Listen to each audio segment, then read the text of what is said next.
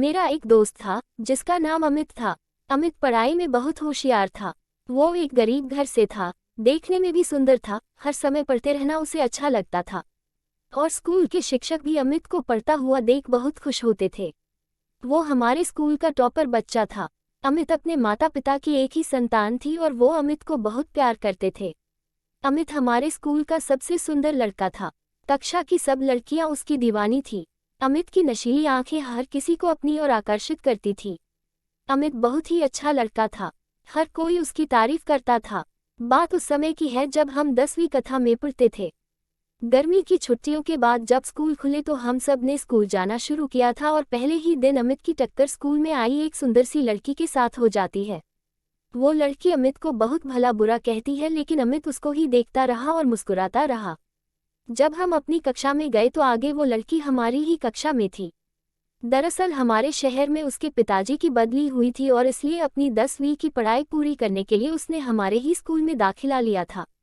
उस सुंदर लड़की का नाम सोनाली था।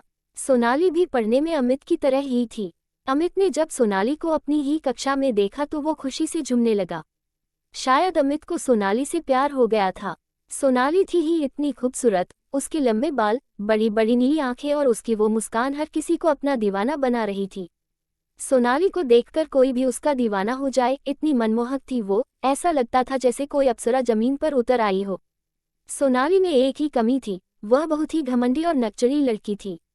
कक्षा में अमित का हमेशा ध्यान सोनाली पर ही रहता था और छुट्टी के समय भी गेट पर सोनाली का इंतजार करते रहता था।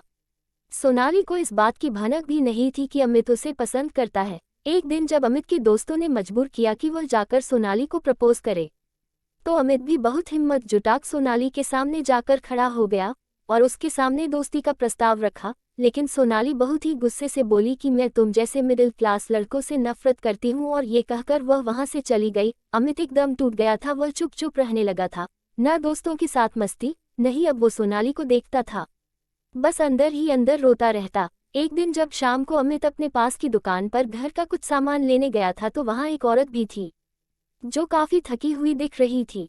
और जैसे ही वह अपने घर को जाने लगी तो अचानक उनको चक्कर आ गया और वो जमीन पर गिर गई। अमित ने जल्दी से एम्बुलेंस को फोन किया और उन्हें हॉस्पिटल ले गया। जैसे उस औरत को थोड़ा होश आया तो उसने अमित से कहा, बेटा मेरे घर वाले परेशान हो रहे हो गए, उन्हें फोन करके बता दो ही हम यहाँ हैं। अमित ने उस औरत से घर का नंबर लिया और फोन किया। फोन एक लड़की ने उठाया जो और कोई नहीं बल्कि सोनाली थी, और वो औरत सोनाली की माँ थी। सोनाली अपने पिताजी के साथ हॉस्पिटल में पहुंच गई थी।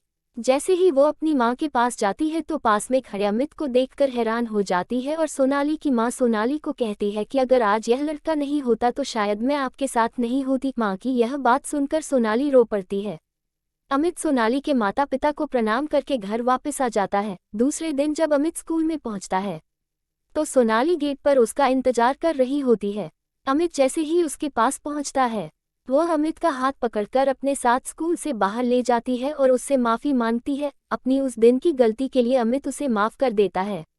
आज सोनाली उसे प्रपोज करती है और अमित हाँ कहकर उसे अपने गले लगा लेता है और दोनों एक दूसरे का हाथ पकड़कर स्कूल में जाते हैं। जब आप किसी से सच्चे दिल से प्यार करते हैं बिना किसी लालच के तो ईश्वर भी आपका साथ जरूर देते हैं।